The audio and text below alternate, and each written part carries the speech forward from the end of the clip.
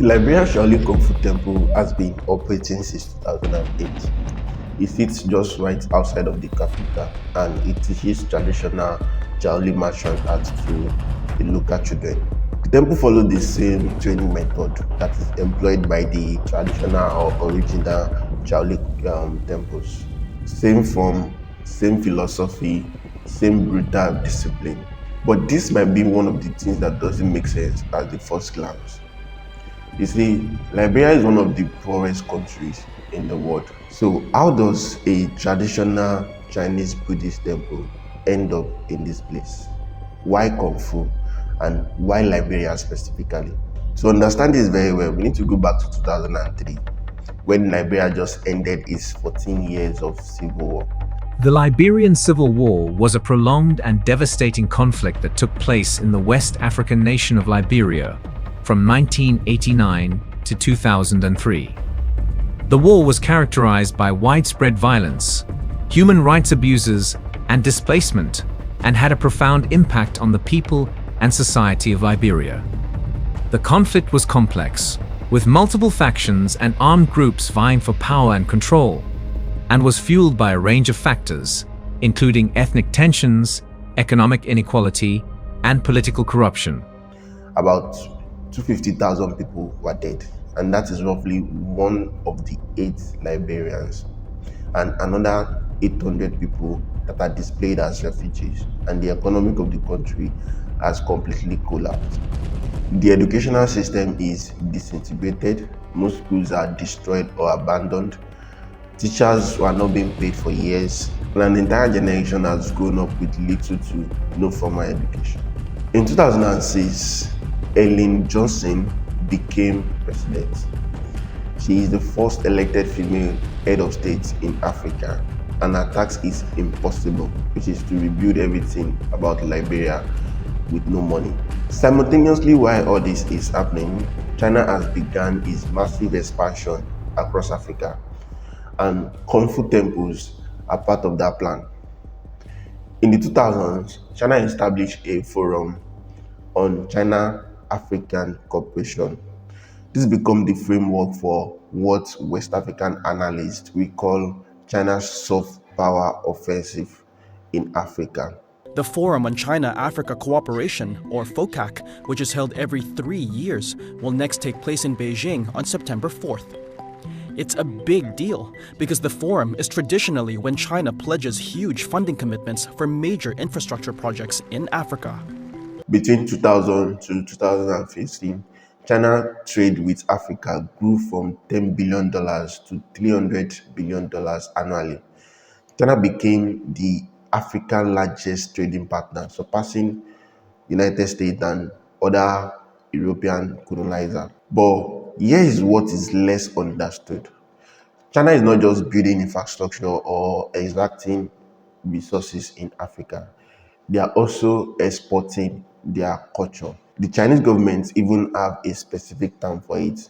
They call it Wa-Ji or something like that, which roughly translates to external propaganda or foreign outreach, but with positive connotation in Chinese. The goal is to make China seem more appealing, more trustworthy, and less threatening. So Kung Fu became a central tool in this strategy. Think about it like this. What do people worldwide associate with China? The Great Wall, Panda, and Kung Fu. Kung Fu has specific advantage for soft spots. It is ancient, suggesting deep civilization. It is philosophical, not just physical.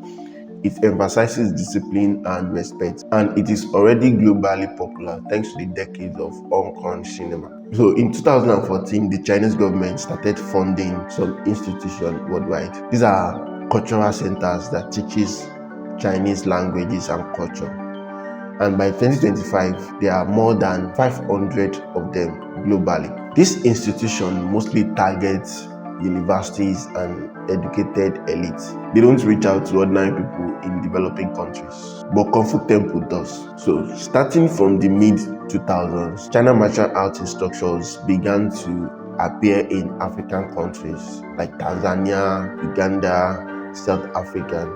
The pattern is similar everywhere. A Chinese instructor arrived, set up a school, start teaching Kung Fu to local children, often for free or for a very, very cheap price. Some of these are private initiatives. Some receive indirect government support through cultural exchange program. But the strategy works because it offers something genuinely valuable: discipline, physical fitness, self-defense, and a sense of belonging. But there is always a secondary advantage or benefit for China.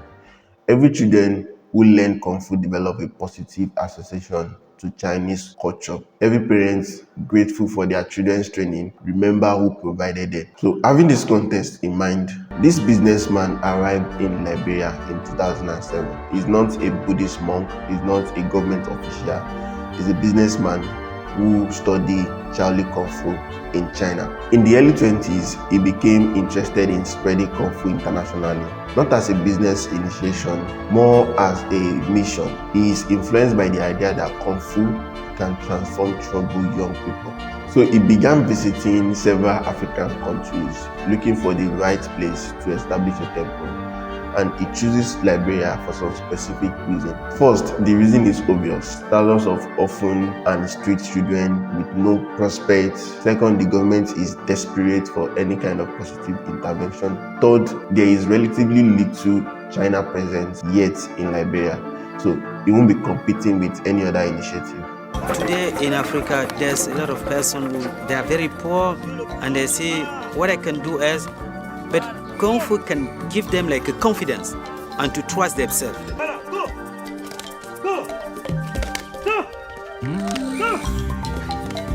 He met with President Ella administration in 2007. He proposes establishing a Kung Fu temple that will take in the orphan and at-risk youth, provide them with food, training, education, and shelter, all for free. So the Liberian government response essentially was like, you can actually do this and we won't stop you. No funding, no partnership, but just permission.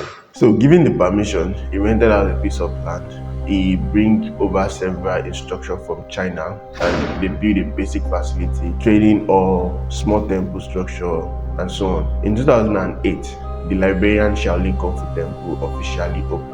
The breakthrough comes when he make the program completely free. No tuition, free meal, free uniform. For the families struggling to feed their children, this matter more than just the Kung Fu. The first year, they had about 30 students. Most are orphanage recruited from the streets. Many have psychological traumas from the war. Some have been child soldiers. Almost all were undernutrition. The training was brutal, not in an abusive way, but genuinely demanding. Students wake up at 5 in the morning. They train for hours before breakfast. More training in the afternoon, evening study, and light outs by night. Traditional Shaolin training include academic alongside martial arts, mathematics, reading, Chinese language, history. The temple basically provides basic education for children who otherwise won't attend school. But it is the physical transformation that conveys parents. Within months, malnutrition children began to gain weight. They build muscles, they stand straighter, they develop confidence. So the word spread. By the year 2, they have over 100 students. By year 5, more than 200 students. Across developing countries, China is providing services that local government and Western NGOs either cannot or won't provide. Infrastructures, education, healthcare, cultural programs. By 2026, the temple was training over 300 students. It expanded its facilities, added more instructors, started sending top students to China for advanced training. Everything seemed successful, then problems emerged. First, funding issue. The temple was initially funded with the businessman, but maintaining facilities and feeding hundreds of children is expensive. So he began to seek donations from Chinese businesses and individuals. This creates dependency. When donations fluctuate, the temple struggles. These are periods when food becomes scarce again, when maintenance is delayed. Another problem was cultural tension. The temple operates very differently from a typical Liberian institution. The discipline is severe for local standard. Students are punished for infraction. they are isolated from their family for long periods. Some parents started to withdraw their children. They appreciate the help but dislike the engagement. There are accusations of harshness, though nothing rises to the level of former abuse charges. The third problem, the best students leave. This is the paradox of success. The temple train children to become skilled martial artists. Some get opportunities to study in China. Others are recruited by private security firms. The temple invests years of training, then loses its top performers. Though this isn't unique to the Liberian temple, it is a problem for any institution in a poor countries that successfully develop talent. The talented migrate for better opportunities. In 2019, several students from the Liberian temple traveled to China. They were part of a cultural exchange program. While there, they performed at a major martial art festival. These performances were stunning. These African children executed traditional Shaolin form flawlessly. They do acrobat kung fu sequences. They break board and bricks. The Chinese audience were amazed. Videos of this performance go viral on Chinese social media. The Liberian students become minor celebrity in China. They were interviewed on television, featured in magazines, and they met some government officials. This performance tour also solved the funding problem.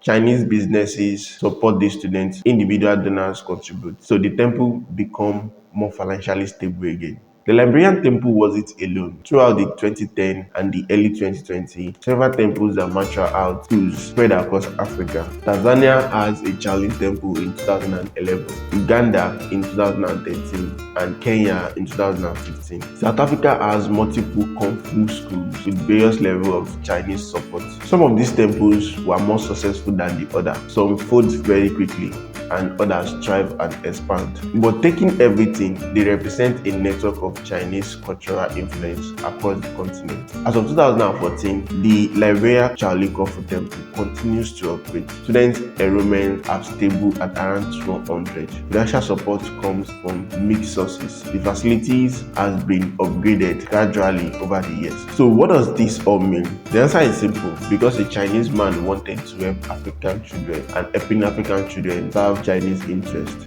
Both things are true, but the answer might be different philosophically or optimistically. And if considering the complexity of things, the reality contains multitudes. The Kung Fu Temple is many things at once. The temple hasn't solved Liberia's problem. It could never solve it. It is one of the small institutions in a country of 5 million people, but it makes a difference for specific individuals, and maybe that is enough. Maybe we should resist the urge to make every story into a grand narration about civilization or power. Maybe sometimes a Kung Fu temple is just a place where children learn Kung Fu.